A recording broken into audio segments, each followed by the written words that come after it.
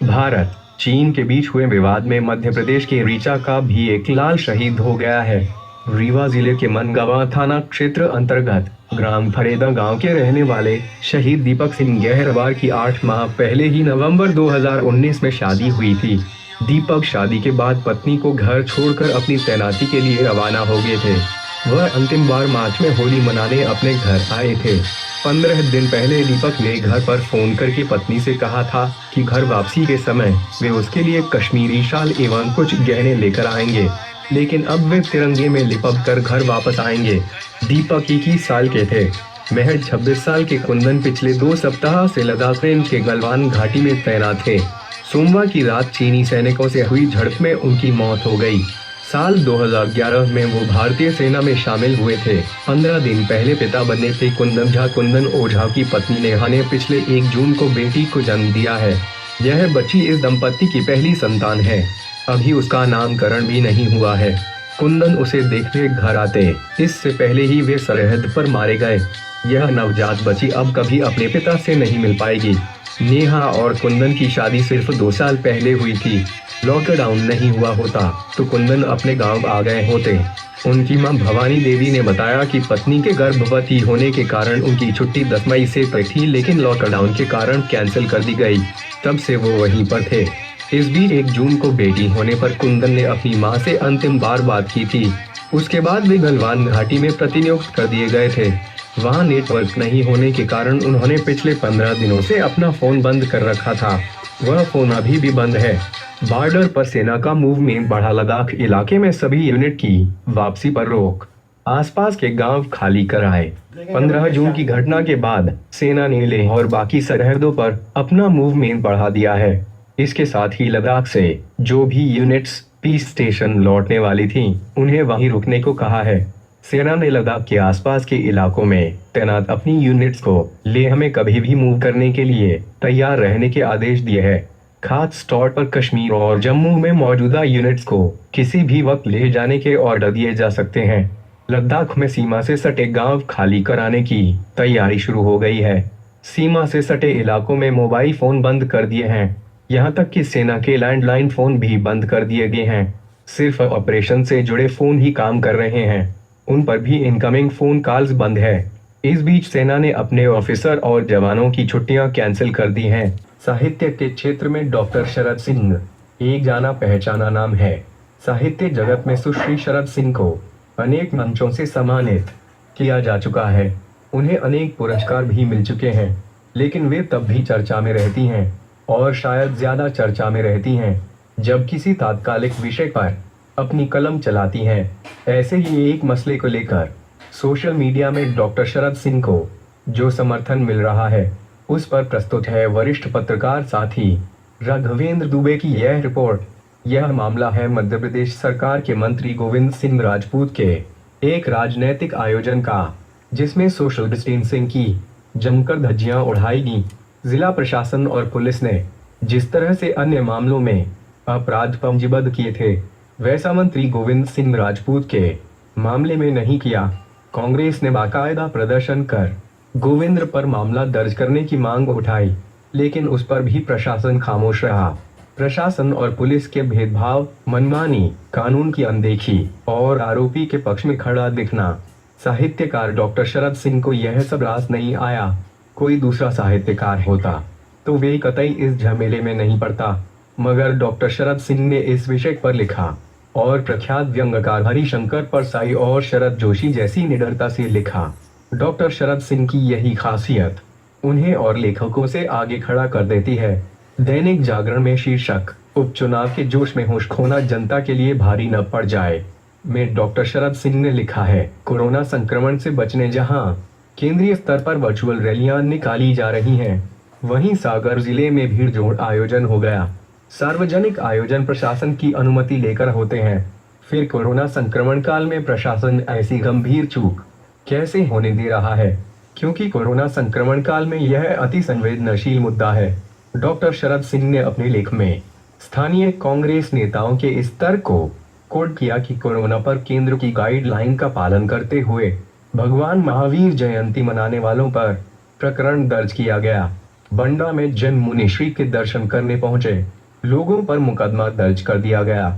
यहां तक कि शव यात्रा में जाने वालों पर भी मामला दर्ज कर दिया गया।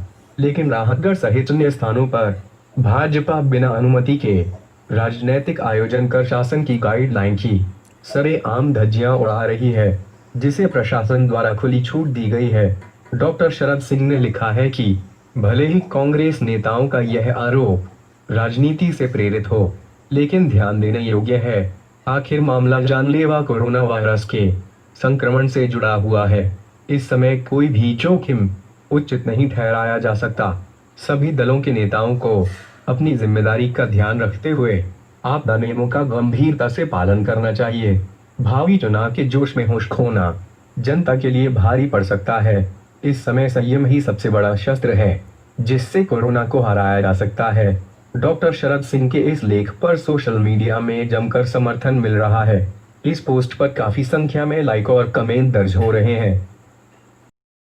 देश में नहीं बढ़ेगा लॉकडाउन, पीएम ने दिए संकेत। कोरोना संकट के चलते देश भर में किए गए लॉकडाउन का अब आगे नहीं बढ़ाया जाएगा। बुधवार को मुख्यमंत्रियों के साथ संवाद में प्रधानमंत्री ने फिर से देश में लॉकडाउन लगाए जाने की संभावनाओं पर विराम लगा दिया है। पीएम ने संकेत दिए हैं कि देश में लॉकडाउन नहीं बढ़ाया जाएगा और छूट का दायरा और बढ़ेगा। पेट्रोल डीजल के दाम बढ़ाना गलत, कमलनाथ। पूर्व मुख्यमंत्री कमलनाथ ने सीएम से पेट्रोल डीजल के दामों में की गई वृद्धि वापस लेने की मांग की है। कमलनाथ का कहना है कि भाजपा सरकार की नीतियों के कारण बेरोजगारी और महंगाई चरम पर है। कोरोना के कारण आय समाप्त हो जाने से आम जनवरी वैसे ही परेशान है। कोरोना संकट के कारण देश भीषण आर्थिक और सामाजिक संकट से गुजर रहा है। ऐसे में पेट्रोल डीजल में 5 रुपए प्रति लीटर की वृद्धि कर सरकार द्वारा जनता के प्रति असंवेदनशील व्यवहार किया जा रहा है। बढ़े हुए दाम वापस लेने की मांग करते हुए कमलनाथ ने कहा है कि अन्यथा कांग्रेस सड़कों पर उतर कर आंदोलन करेगी। कमलनाथ ने कहा कि हमारी सरकार द्वारा प्रदेश के कर्मचारियों को दिए गए 5% महंगाई भत्ते को भी इस प्रदेश सरकार ने रोक दिया है। संविदा स्वास्थ्य कर्मचारियों को मिला। एनएचएम संघ का समर्थन। ऑल इंडिया एनएचएम संघ ने मध्य प्रदेश के संविदा स्वास्थ्य कर्मचारियों की मांगों के संबंध में स्वास्थ्य मंत्री, प्रमुख सचिव और मिशन संचालक को चेतावनी पत्र जारी किया है। मध्य प्रदेश में 19,000 संविदा स्वास्थ्य कर्मचारी हैं। ये कोरोना से लड़ाई में महत्वपूर्ण भूमिका निभा रहे हैं। ये कर्मचारी सरकार से लंबे समय से नियमितीकरण की मांग कर रहे हैं। अपनी मांगों को लेकर प्रदेश में काला दिवस भी मना चुके हैं। इस संघर्ष पर सरकार तो नहीं चेती। अलबत्ता ऑल इंडिया एनएचएम संघ ने इनकी मांगों पर संज्ञान लिया है। संघ ने केंद्र स्तर पर मामला उठाने व पुरजोर समर्थन का ऐलान किया है। राज्यसभा चुनाव, कांग्रेस की बैठक में कई विधायक नदारद। राज्यसभा की 3 सीटों के लिए 19 जून को वोटिंग होना है। इसी सिलसिले में कमलनाथ के आवास पर बुधवार को कांग्रेस विधायक दल की बैठक हुई, जिसमें प्रदेश प्रभारी मुकुल वासनिक भी पहुंचे। सूत्रों के अनुसार इस बैठक में दल के विधायक केपी सिंह, लक्ष्मण सिंह, वीर सिंह भूरिया, रविवार जोशी, बाल सिंह मेड़ा और कुणाल चौधरी नहीं पहुंचे। विधायक कुणाल इन दिनों बीमार चल रहे हैं। अब गुरुवार को एक बार फिर विधायक दल की बैठक होगी, जिसमें समाजवादी पार्टी, बहुजन समाज पार्टी और निर्दलीय विधायकों को भी कांग्रेस ने बुलाया है। शिवराज के खिलाफ एफआईआर कराने पहुंचे दिग्गी राजा। मध्य प्रदेश में पिछले कुछ दिनों से वायरल वीडियो को लेकर सियासत गरमाई हुई है। शिवराज सिंह के फेक वीडियो ट्विटर पर शेयर करने को लेकर भाजपा ने दिग्विजय सिंह के खिलाफ एफआईआर दर्ज कराई थी। अब दिग्विजय सिंह भी शिवराज के खिलाफ शिकायत दर्ज कराने भोपाल के क्राइम ब्रांच पहुंचे हैं। दिग्विजय सिंह ने राहुल गांधी के एडिटेड वीडियो को शेयर करने को आधार बनाकर शिवराज सिंह के खिलाफ शिकायत की है। दिग्गी राजा का कहना है कि अगर मेरे खिलाफ एफआईआर हुई है तो शिवराज के खिलाफ भी मामला दर्ज होना चाहिए। उन्होंने कहा कि अगर इस मामले में कार्रवाई नहीं हुई तो न्यायालय का विकल्प खुला है। खंडवा के नगर निगम आयुक्त कोरोना पॉजिटिव। खंडवा से खबर मिल रही है कि नगर निगम आयुक्त हिमांशु भट्ट भी कोरोना पॉजिटिव पाए गए हैं। अधिकारी कर्मचारियों में हड़कंप मच गया है। सभी ने अपने आप को होम क्वारंटाइन कर लिया है। पॉजिटिव मिले नगर निगम आयुक्त हिमांशु भट्ट का सोमवार को सैंपल लिया गया था। मंगलवार को रिपोर्ट पॉजिटिव आई। उनके संपर्क में आए करीब 35 अधिकारी कर्मचारी की सूची कोविड सेंटर भेजी गई है। बताया जा रहा है कि हाल ही में पदस्थ हुए हिमांशु भट्ट ने नगर निगम में वाकी टाकी हैंडसेट के लोकार्पण के दौरान कलेक्टर से भी मुलाकात की थी। चंबल नदी में भाजपा नेता की तलाश। मध्य प्रदेश और राजस्थान की रेस्क्यू टीम चंबल नदी में एक भाजपा नेता की तलाश कर रही है। भाजपा में पूर्व जिला महामंत्री रह चुके वरिष्ठ नेता नरेश गुप्ता की जुपिटर स्कूटी चंबल नदी के राजघाट पुल के पास खड़ी मिली है। पूर्व विधायक और मंडल अध्यक्ष सहित भाजपा के कई नेता मौके पर पहुंच गए हैं। श्री नरेश गुप्ता काफी दिनों से कैंसर से पीड़ित थे। नई दिल्ली। शराब पीकर छेड़छाड़ की खबर पर जेल की सजा। अभी तक आपने इंसानों के लिए सुनी होगी, लेकिन शराब पीकर उत्पात मचाने पर बंदर को उम्र कैद की सजा आपको चौंका देगी। पत्रिका अखबार में छपी खबर के मुताबिक मिर्जापुर में एक बंदर को रोज शराब पीने की लत थी। लोगों का कहना है कि बंदर कलवा का मालिक, जो कि पेशे से तांत्रिक है, वह उसे काफी अरसे से शराब पिलाता आ रहा था। तांत्रिक के मरने के बाद बंदर कलवा को शराब मिलना बंद हो गई और वो काफी हिंसक हो गया। इस बंदर ने 250 से ज्यादा लोगों को काटा है। दिसंबर में उसका आतंक चरम पर था। वह महिलाओं और छोटी बच्चियों को काटकर भाग जाता था। लोग उससे दहशत खाने लगे थे। लोगों की शिकायत पर वन विभाग के अमले ने बड़ी मुश्किल से पकड़ा। उसके द्वारा हर किसी को काटने का व्यवहार देखकर वन अमले ने तय किया है कि अब वह आजीवन पिंजरे में ही कैद रहेगा। चीन ने कहा, हम जिम्मेदार नहीं। भारतीय सैनिकों ने प्रोटोकॉल तोड़ा। चीन के विदेश मंत्रालय ने कहा है कि गलवान घाटी में हुई घटना के लिए उन्हें जिम्मेदार नहीं ठहराया जा सकता। चीनी विदेश मंत्रालय के प्रवक्ता झाओ लिनजियान ने कहा, इसमें सही और गलत बिल्कुल साफ है। ये घटना एलएसी के चीन के तरफ वाले क्षेत्र में हुई और इसके लिए चीन को जिम्मेदार नहीं ठहराया जा सकता। गलवान घाटी की संप्रभुता हमेशा से चीन के पास रही है।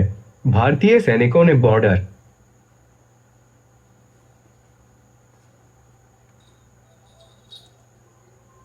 प्रोटोकॉल और हमारे कमांडर स्तर की बातचीत में हुई सहमति का गंभीर उल्लंघन किया। प्रवक्ता ने साथ ही कहा कि चीन अब और संघर्ष नहीं चाहता। उन्होंने कहा कि दोनों देशों के बीच कूटनीतिक और सैनिक स्तरों पर बातचीत चल रही है। पीएम मोदी ने बुलाई सर्वदलीय बैठक। चीन मसले पर प्रधानमंत्री नरेंद्र मोदी ने 19 जून की शाम 5 बजे सर्वदलीय बैठक बुलाई है। यह बैठक वीडियो कॉन्फ्रेंसिंग के जरिए होगी। कांग्रेस नेता राहुल गांधी ने बुधवार को लद्दाख की गलवान घाटी में भारत चीन गतिरोध पर प्रधानमंत्री नरेंद्र मोदी की चुप्पी पर सवाल उठाया है। कांग्रेस पार्टी का कहना है कि सरकार बताए कि आखिर लद्दाख में भारत चीन सीमा पर क्या हुआ। इस मुद्दे पर मोदी सरकार चुप्पी साधे हुए है। कांग्रेस नेता राहुल गांधी ने इस मुद्दे पर सीधे पीएम मोदी से सवाल पूछा है। उन्होंने ट्वीट कर कहा, पीएम चुप क्यों है? क्यों छुपा रहे हैं? अब बहुत हो गया है। हम यह जानना चाहते हैं कि हुआ क्या है।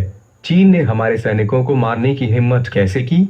हमारी जमीन लेने की उनकी हिम्मत कैसे हुई? यह वही पीएम मोदी हैं जो 2014 के आम चुनावों में चीन को लाल आंख दिखाने की बात कहा करते थे।